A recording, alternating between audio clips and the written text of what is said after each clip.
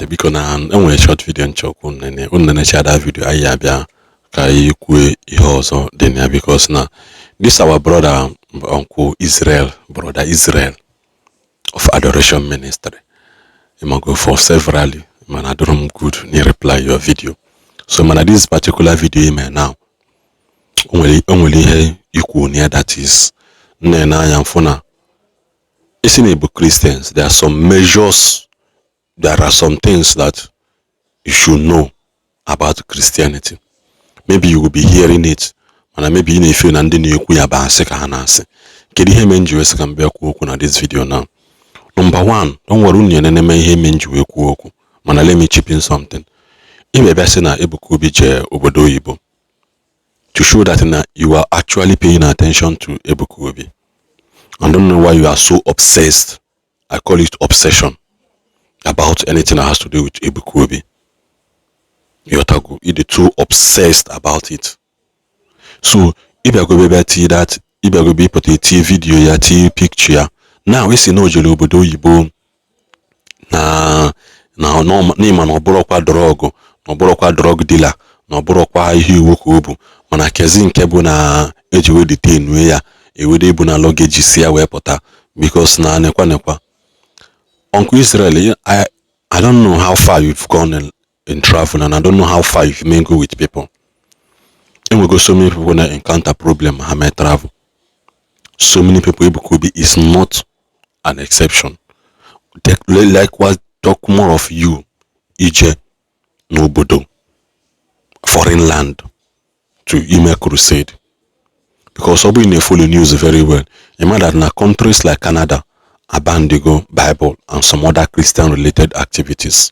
I wouldn't know for others that made their own public. Mana Canada have made their own public. That is Obuni Igbo onye no entertainment. Enwekwa film, citizen, vigilant citizen also. Abandi na Germany. Because now no expose some things about Muslim. Abandi the film na Germany. Abandi the thing Germany obo Muslim country. Because that movie offended some part of them. They don't believe in. How we're making a weapon there the movie. Not that place. Even during this example is that things are bound to happen. Unforeseen things are bound to happen. If I squad that in a crusade that was, was a very wide crusade. Name a plan of Manoboro crusade, Imago, Inarum crusade. Thank you for acknowledging that one. Yotago. Manatupu ayaganirunene this video careful. Some of the things equal so you get some of the points in Kenya. Then there's another video reply again this video. Majority of us are when exposed. Some of us are when committed internationally and local level. Of embassy can say Maroka procedure had you must have written to embassy on the name again invite for that crusade.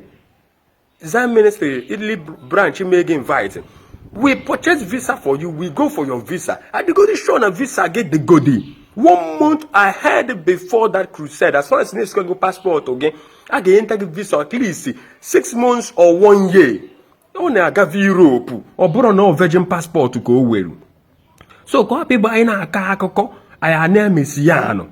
I na akọ ihe bụ asị ihe na-abụrụ eziokwu o send 120 million akwadoche crusade ihe ndị ya na ese eje crusade visa mana visa nke ya na embassy Italy jụ ihe visa duo ya down na menu mani na akpọwazie call na the crusade supposed to be 2 days mana akpọwazie call o mee gịnị ọ bụzi no 1 day ka eme gịnị meet up where make crusade that he returned back immediately even na luggage ya no ji ya je no zi ka erutere ebe ahụ Ebuka Obi you are not an exhibit a ga-eji wee seize luggage go ekwero gị buru luggage gị wee gaa to international community as far as no crusade na ihe na-eji ime DJ new and the obodo oyibo adịrọ ka ebe a before ime anything you will inform the government, and the government of that country or that state, in a crusade, will give an approval of your coming to where? Coming to Italy. If they doesn't give an approval, once government give you an approval, your documents they are as easy as ABCD to purchase. That approval a ga-eji ya gaa to embassy. A ga-eyu tourism visa or whatever visa a demand there for. In group, unu ga-eji wee mee gịnị bịa that crusade unu bịa si unu emekwana gịnị unu na-achị azụ as far as no crusade ka unu bịara. And now the way notified na Italian government ma na na-abịa gịnị crusade eme ọkwa nke m fụrụ a na-akwado crusade abụrụ obere crusade ọbụrụ crusade ụmụaka ọbụrụ crusade room ebe 5 people or 10 people nọ. Is a well notified crusade. Ka ezi mere a ga-eji wee held o visa gị ekwere enye gị visa mere iburu lọgeji gị meruo oge ji wuru ebe a egoweru gị akwa. You are not a drug smuggler. You are not a drug baron. You are not an exhibit. You are not a criminal. So what will migrate to the point that na ekwere esu gị visa emenu man na ọ bụrụ na ọ bụrụzi na akpọwa call ewe megene ewe suru gị visa iwe gawa to the extent the boss ma luggage gị esuru gị visa and the embassy suru gị visa wee ye order ka hapụ ibu luggage gị kedu ihe dị n'ime luggage ga meru na ibu ya dị na ya Ebuka Obi visa ewenete o ekweghị esuru ya visa ewenete o visa on arrival ka achọziri isuru ya onye na-akwado crusade dị like that na ihe na and unu abụ na-achọ ka unu rọgọọ ya ka unu chọọ ndị unu ga-eboji as usual n'ọkwa ndị Adoration n'ọkwa Fada Mbaka bụ ihe yeru ndị embassy order ka hapụ isu Chukwu Ebuka Obi visa every time akụkọ ka unu na-akọ every time akụkọ ka unu na-akọ Fada Mbaka mma na-achọ ịgo crusade o jeri eze onye dekpo visa ha ga-adịgode adị before gịnị ya na-akọ akọ. Ndị big man na-weje visa 10 years 5 years 15 years to any country ha mana ha na-edo ịga crusade and I believe today na ọ bụ tata ka a plan wa crusade Italy ahụ.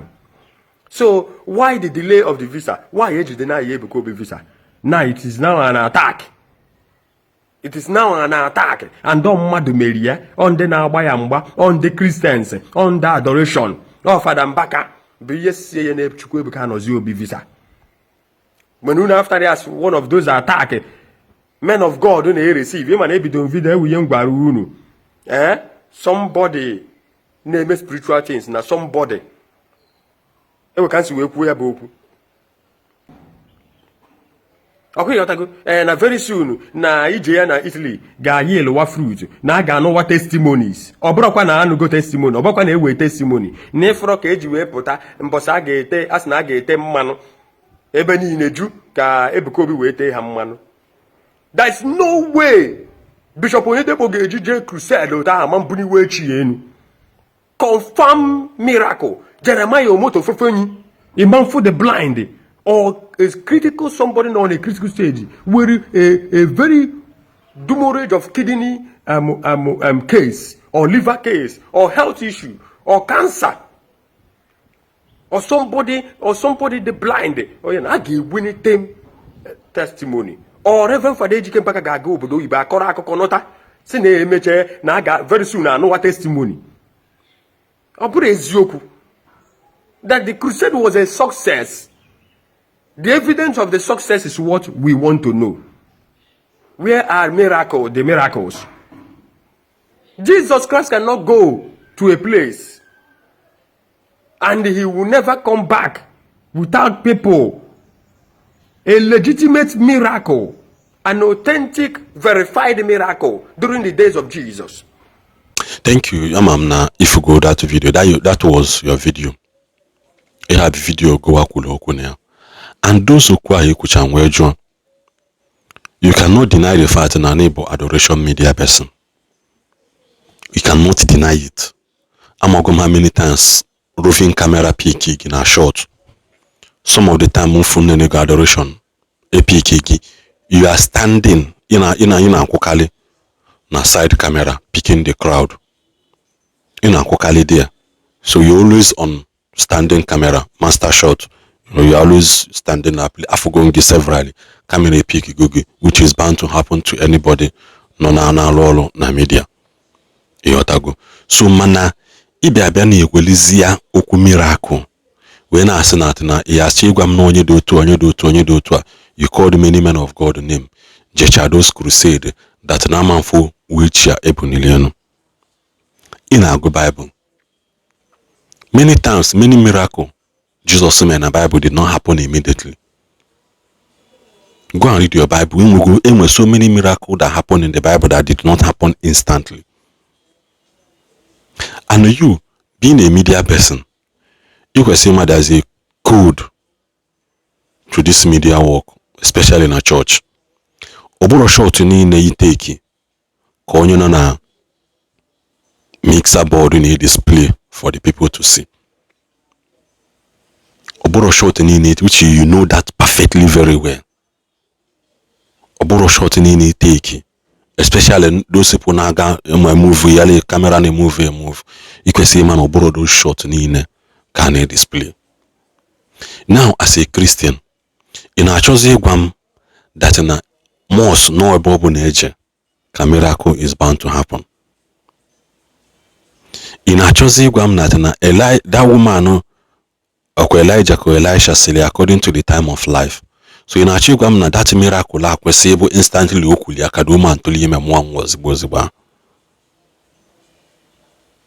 So most of the times, massive obsession, man, you're trying to speak in a way trying to speak like an unbeliever. Let me just use that word. You're trying to speak like unbeliever. On your Bible and on your moral, something that has to do with Christianity. He pay emphasis on his luggages. In other words, no the cable could be na toase or ni the nature lema. Ihe mele na ejiwejide luggages ya ejiwede isunali akwụkwọ. Now, get into my video ncho kinene. Yeah, we video Dr. Paul Enenche. The same thing happened to him. Dr. Paul Enenche have to leave. Yenji agwalegi ha is that I have opportunity to Eluna media team Dunamis. So Dr. Paul Enenche have to leave luggages, even people. That was why when that we put on bashing at that plane down na road na Asababu nke Dunamis Nachi Hoch. Dunamis enwero private plane on their own. When have a private plane on their own, that thing is not bound to happen. Ihan na agwagi me early this year, April ka this thing me instantly. Dr. Paul Enenche have to leave his luggages, his PA, and other people. That place where put on. Even at that point, I said for half year na system. Makwa how popular Dr. Paul Enenche and how anointed he is. I said for half year na system. Case William stamp, and he was supposed to preach in the church on Sunday. Saturday afubero afia na hedia midnight nelu. Don't worry, you need the video careful. Kora de na ka na nkuku ya up. At a point, hunye we se anya gaba, mgbe mecha afu afia, afura afa hunye. Hunye se anya gaba. Ebe ono ya wanye me preach na church shugo. At a later on, asina afu, they have to use another plane. Mwezi source of few accommodation name, they have to use it. Ko bulu no na wa godola na wa hapo ziangu ngwiye. Ma ba ma over manke hunye mandini na nyane asobia. Knowing fully well that they don't move alone. The same thing in Lagos here, Mbabia Lagos crusade here. It is bound to happen. They have to detain their drone from Abuja to Lagos. They detain a drone. So I have to step in. Me myself, I have to step in because I know them within Lagos. Use my own. Well, the Lagos State Crusade. So in I may travel now, for there are some unforeseen problem that you should just hope that you cannot avoid it. So you must see how powerful and how big Dr. Paul Enenche is. That in where mayor. So mezi Ebuka Obi, if that's in Ebuka Obi need he gwagi, need ma, need lema. Ebuka is in Ebuka Obi owes you anything. Kaya sin Ebuka Obi, no that owes you an explanation to something. You got to go. So in the end of this video, in the nature of this video, if you can drop your obsession about Ebuka Obi and Zion ministry, drop it. drop it, because one single question nka ya ajụ gị again. Onwezia ka enwe ka Ebuka Obi si bịa Zion si bịa Enugu State tomorrow bịa fụ Reverend Fada Ejike Mbaka ha na-abụ nnọkọ nwụkọ. All those words you have spoken about him, can you be able to retrieve it back? It's a question you need to answer within yourself. All those words he could say about him, all those words he could, because he which you came out publicly, no governor no Mechi Stadium. Kitty, what did you look as a reference point? It's unfair. It's very, very wrong, and it's very, very wrong. Leave that young man alone. Luggages are bound, luggage issue and flight issues are bound to happen to anybody. Anyway, one guy, I will use this example again. 2010 World Cup, Abana, South Africa. Abachagia visa, but I'm not knowing no 20 Madugulia, why you near 2010 visa for World Cup. Moluzidia, this guy check go in. You go obago check go in. Cross wa ebulia na moto down to ebe flight na no. All along on all gonna sit. Abebe announce or seat number so and so. Biko come outside na your ticket EG. Na the tournament in aga. EG when this thing has done. That was when it was done on him na Madugulia wayo. Ticket issues are bound to happen to anybody. So that person kedi ya kozelia. Or in Achigwamna, that person no could go flight. The luggages, his luggage have to travel, and they later brought it back to him. Luggage abiauzo go bodoibo natakwa. So even as Ebuka Obi nyegin kozo no. Nenezia have Dr. Paul Enenche she will call his own story about Ihemelia. So Enenche zia imwezuki hoze ya gwonweke. Gordon. And fly from London overnight to be in Abuja on Sunday morning. By the time we were going to that counter for that one, they said the names were no longer on their system after they had booked from Nigeria. People like PA couldn't follow us any longer because we are meant to check into the country because we are going out to book a fresh flight, and you needed their visa. His own visa needs to be renewed for European visa. So it was left with only me and Dr. Enenche to find our way and our level.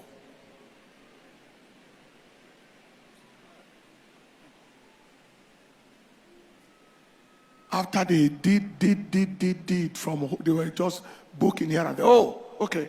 The pastor's name is now found on the system, remaining Madam's name.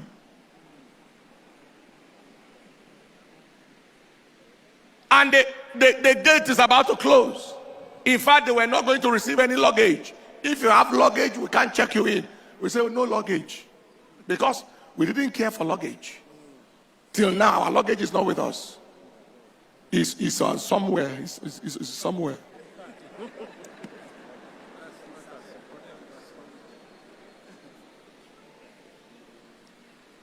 Dr. Mr. Enenche said, what are we doing about luggage? I said, nothing. She said, particularly your little handbag. That one contains my parchments. I said, relax. The most important thing is to go home. When I was the only one on the schedule, and her name wasn't there, she said, sir, can you go? You see, stories like this are important for you to see the heart behind which people walk. I say, how can I leave you behind? You say, no, sir, I am not the one preaching in the morning. You are the one preaching. You have to be in church on Sunday morning. I can come later.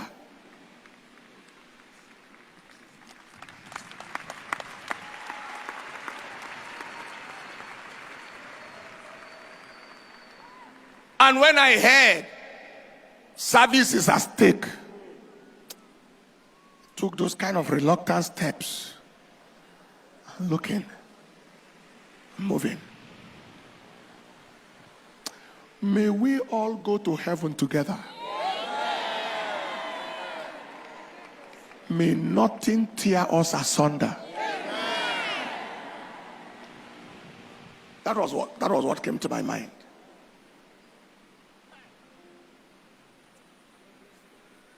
And before I could finish catching up the plane, thank God, her own was resolved. And she was able to rush to join us. We have boarded the plane in Paris. Then we hear the pilot's announcement. Even though we are boarded, we cannot take off. Flight control from London is saying there is some wind there, and they won't allow us to take off until it clears. And it might take between 40-45 minutes. So we sat.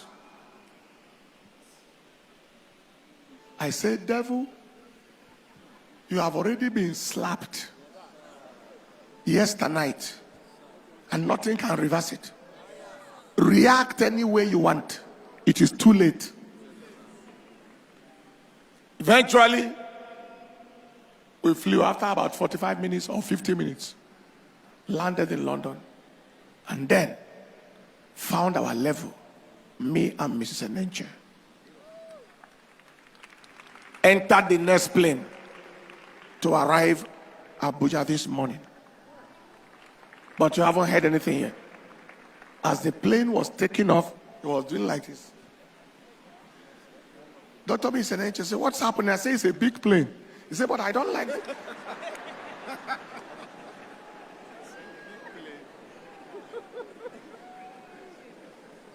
It's a big plane. She said that is why it should be stable. If it is big, it should be stable. Then he went up. And then fasten your seatbelt sign was on for 4 hours because of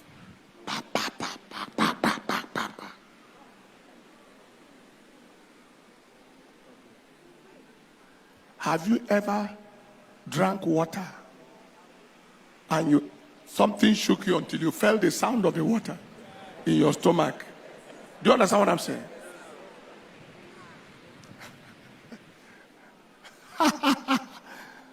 No exaggeration. Kneel.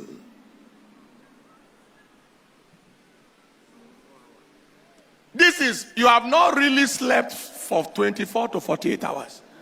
You are planning to sleep, and where they say, who are you? Load has dress, has shoe, has things inside.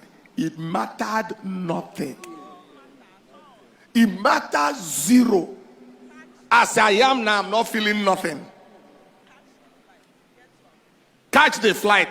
We landed here we're on the altar here praying by 5:17 a.m. to go refresh and return back to preach 6:30 service. At 9:30. The bag will come. But if you see God, ask him that if that bag didn't come, will I feel anything? Nothing. It will come. Just move and just left. It was even good self to move light.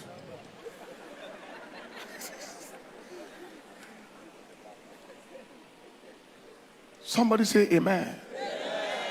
But I announce today, no devil shall stop you from fulfilling your life's assignment,